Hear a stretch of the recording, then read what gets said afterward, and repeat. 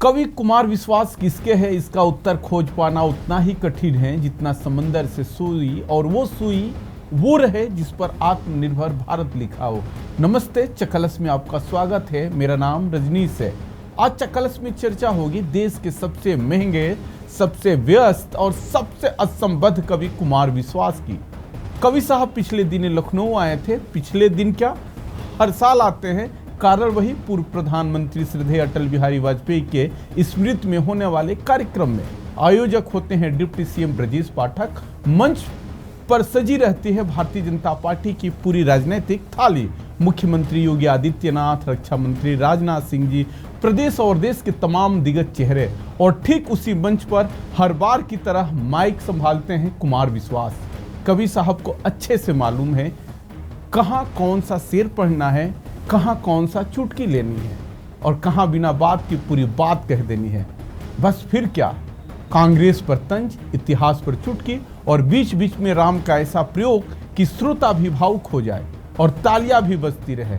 महफिल लूट जाती है, वाह वाह वाह वाह और तालियां।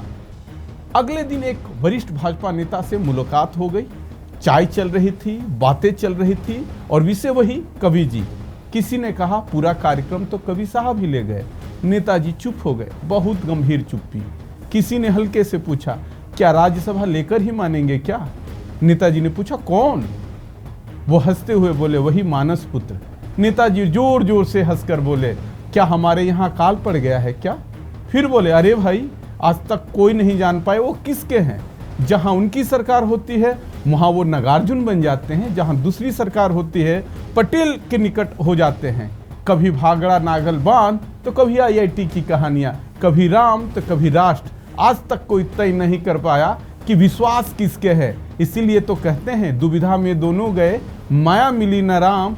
तो सवाल आज भी वही है कि कुमार विश्वास किसके हैं, और जवाब भी वही है कि जो सबको खुश रखे वही उनके हैं। और इसी के साथ चकलस समाप्त होती है। फिर मिलेंगे एक महफिल, एक और तंज और किसी नए विश्वास के साथ।